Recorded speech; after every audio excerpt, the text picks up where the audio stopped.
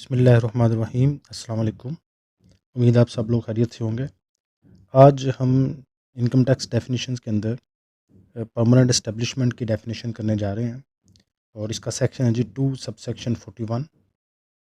Permanent establishment कहते किसको हैं? ज़रा सी स्टेटमेंट देखिएगा। It means a fixed place of business through which the business of a person is wholly और partly carried on in Pakistan. ये ये एक ऐसी फिक्स प्लेस ऑफ बिजनेस है जहाँ से आप अपने बिजनेस को कम्प्लीटली रन कर रहे हो या पार्शियली रन कर रहे हो। मतलब कंपनी का वो हिस्सा, वो जगह जहाँ से कंपनी को रन किया जा रहा है, वो जगह परमानेंट एस्टेब्लिशमेंट कहलाएगी। वो चाहे फैक्ट्री है, चाहे आउटलेट है, चाहे फ्रेंचाइज है, चाहे कैंपस है, चाहे वेयर हाउस है, मतलब कोई भी बिजनेस की जगह जहाँ से बिजनेस को रन किया जा रहा है कंप्लीटली या पार्शली, हम उस जगह को परमानेंट एस्टेब्लिशमेंट बोलते हैं।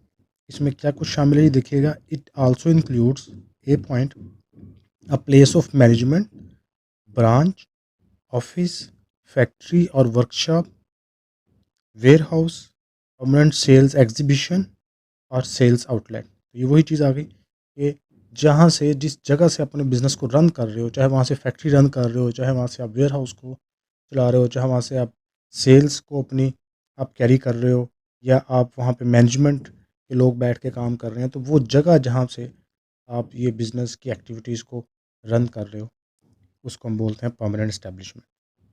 Then B point, a mine, oil और गैस वेल, क्वेरी और any other place of extraction of natural resources.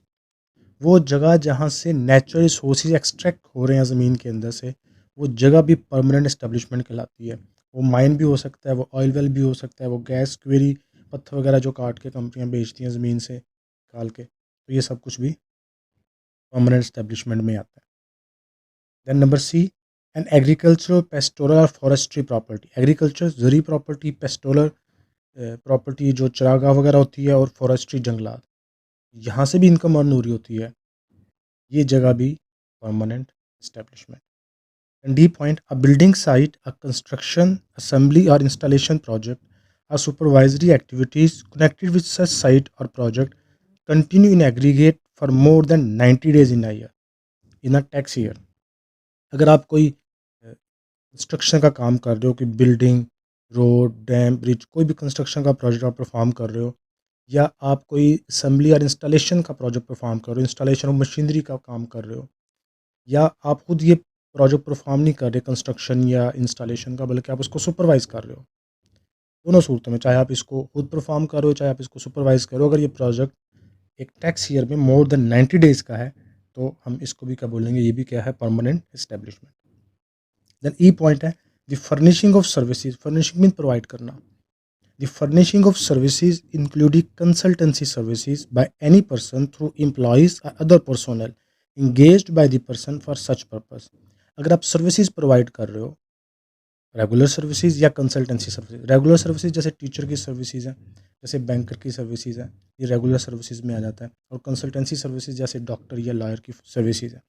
तो चाहे आप रेगुलर सर्विसेज प्रोवाइड करें, कंसल्टेंसी सर्विसेज प्रोवाइड करें, खुद प्रोवाइड करें, अपने एम्प्लॉयज़ के थ्रू प्रोवाइड करें, तो ये आपकी सर्विसेज प्रोवाइड करना, चूँकि ये आप सर्विसेज प्रोवाइड कर रहे हैं, किसी एक फ़िक्स प्लेस से सर्विसेज प्रोवाइड कर रहे हैं, वो जगह जहाँ से आप सर्विसेज प्रोवाइड कर रहे हैं वो भी परमानेंट इस्टेब्लिशमेंट होगी। Then point number F, an agent shall also be considered permanent establishment if. सबसे पहले इसको समझ लें, एजेंट और प्रिंसिपल के कॉन्सेप्ट को। एजेंट किसे कहते हैं?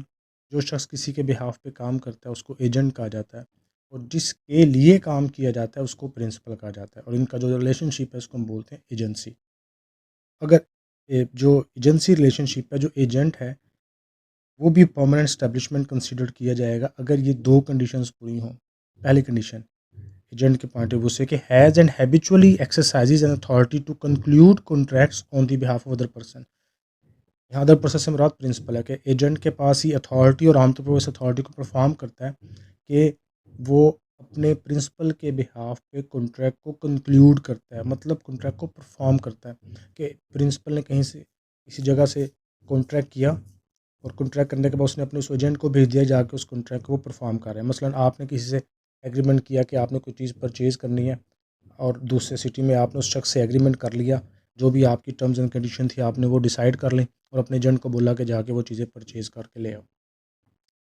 तो अब उसके पास ये अथॉरिटी है कि कॉन्ट्रैक्ट आपने किया है एज अ प्रिंसिपल और वो आपके बिहाफ पे कॉन्ट्रैक्ट को परफॉर्म कर रहा है। और दूसरी कंडीशन इसके अंदर है has no such authority but habitually maintain stock in trade on the behalf of other person. तो उसमें आमतौर पर अथॉरिटी नहीं है, लेकिन वो अदर पर्सन मतलब प्रिंसिपल के बिहाफ पे स्टॉक इन ट्रेड को, stock in trade mean stock जिसको हम रूटीन में बोलते हैं, वो स्टॉक को मेंटेन करता है। क्या मतलब, फ़र्ज़ करें आपने एज अ प्रिंसिपल किसी शख्स को एजेंट अपॉइंट किया, आपने कहीं पे एग्रीमेंट किया, उसे बोला जी वो एग्रीमेंट परफॉर्म करो और वहाँ से चीज़ें उठा के मुझे हैंड ओवर कर दो।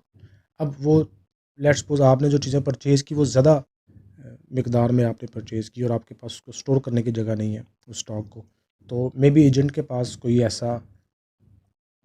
ऐसी प्लेस हो, ऐसा कोई उसके पास उसको स्टोर करने के लिए जगह हो, तो आप उससे ये एग्रीमेंट कर लेते हो, ठीक है जी आप उसको अपने पास स्टोर कर लें और जैसे जैसे मुझे ज़रूरत पड़ती जाएगी मैं आपसे ये स्टॉक जोन्स है वो अपने पास मंगवाता रहूँगा।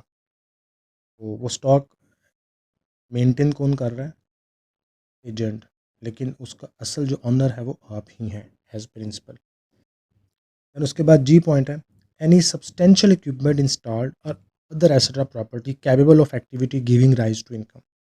अगर आपने कोई ऐसा इक्विपमेंट इंस्टॉल किया, ऐसी मशीनरी प्लान इंस्टॉल किया जिसकी वजह से आपकी इनकम लेवल इंक्रीज़ हो गया, मतलब लेट्स सपोज आपने मशीनरी इंस्टॉल की, उस मशीनरी के इंस्टॉल करने से आपकी प्रोडक्शन बढ़ी, प्रोडक्शन के बढ़ने से आपकी सेल बढ़ी, सेल के बढ़ने से आपकी इनकम बढ़ गई, तो अब वो मशीनरी का इंस्टॉल करना भी आपका परमानेंट एस्टेब्लिशमेंट में ही फॉल करेगा, क्योंकि उसकी वजह से आपका इनकम लेवल राइज़ कर गया। तो ये सिंपल से पॉइंट्स थे, उम्मीद है आपको समझ आ चुकी होगी। कोई प्रॉब्लम है तो आप कमेंट करके पूछ सकते हैं। अपना ख्याल रखिएगा। अल्लाह हाफिज़।